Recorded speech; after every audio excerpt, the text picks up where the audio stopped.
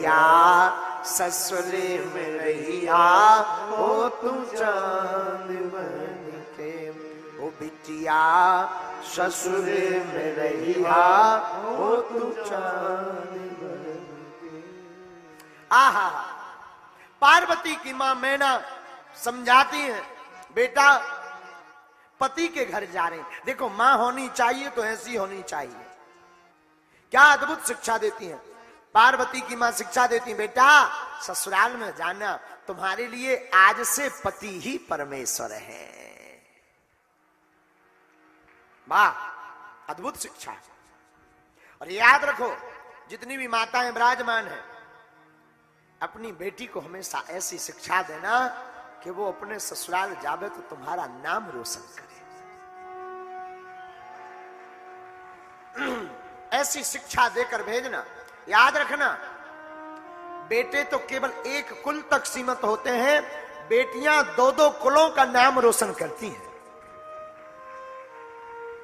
पिता के भवन का भी और पति के भवन का भी।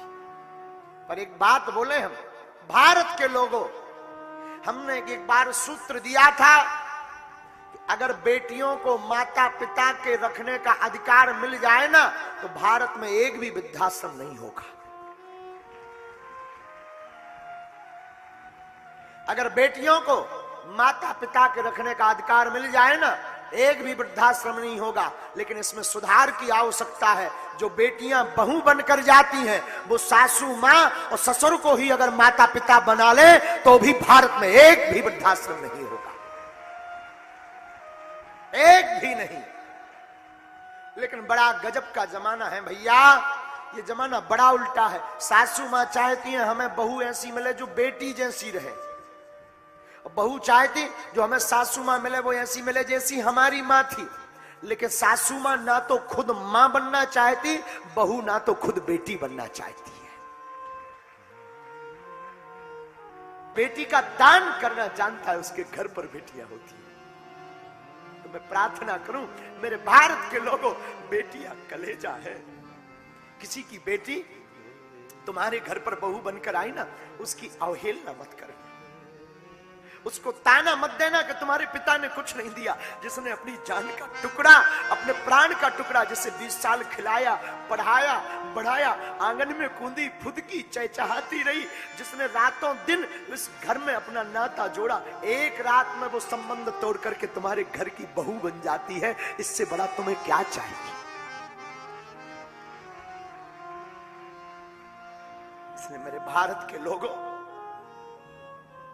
प्रत्येक अभिभावक से हमारी प्रार्थना है, अपनी बेटी को ऐसा संस्कार देना। मेरी मां, हे माताओं, नागपुर की माताओं, अपनी बिटिया को ऐसा संस्कार देना कि जब वो जावे तो तुम्हारा नाम रोशन करे उसका खानदान में जाकर। उन्हें रामायण पढ़वाना, गीता पढ़वाना, उनको शास्त्र सुनवाना, और बेटियों को केवल घर का कामकाज नहीं बताना। वर्तमान समय में मैं प्रार्थना करूंगा प्रत्येक माता पिता से, अपनी बेटी को रामायण भी पढ़वाना और वीरता और बहादुरी के लिए अस्त्र शस्त्र चलवाना भी सिखाना, ताकि कोई तुम्हारी बेटी और हमारी बहन और हमारी बेटी पर कोई अगर गलत निगाह से देखे तो उसकी आंखें निकालने की क्षमता रख सके। बेटी को सर्वगुण संपन्न रखना, जरूरत पड़ने पर वो महारानी लक्ष्मीबाई बन जाए और जरूरत पड़ने पर वो पार्वती जी जैसा स्नेह लुटाए।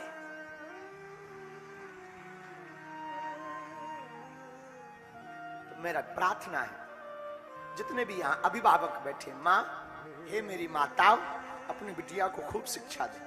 खूब, बिटिया ससुराल जाना, ससुराल में तुम्हारा पति ही परमेश्वर है। बात बात पर लड़ना मत।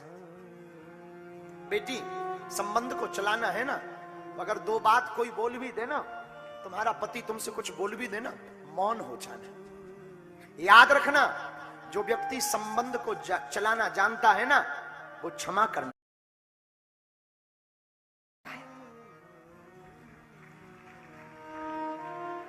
अगर कोई बार बार तुमसे क्षमा मांग रहा ना, बार बार कोई तुमसे माफी मांग रहा है ना, बार बार तुमसे कोई सॉरी कह रहा है ना, इसका मतलब ये नहीं है कि वो कमजोर है या वो गलत है। इसका मतलब ये है कि वो तुमसे ज्यादा केयरफुल है उस रिलेशन को आगे बढ़ाने के लिए।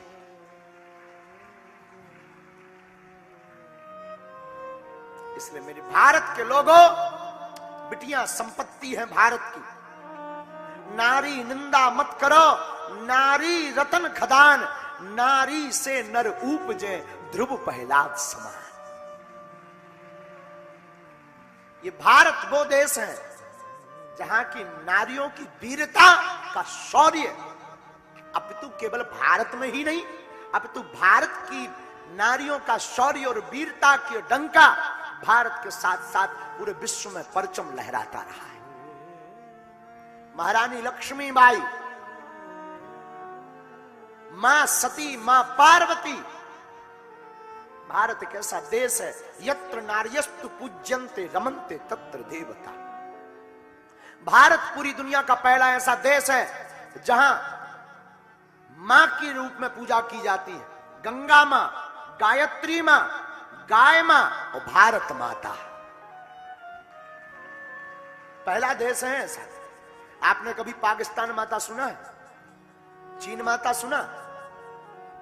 बांग्लादेश माता सुना? लेकिन केवल भारत एक ऐसा देश है जहां अपने देश को माता कहा जाता है। बिटिया ससुरे में रहिया हो तू चांद बन के, बिटिया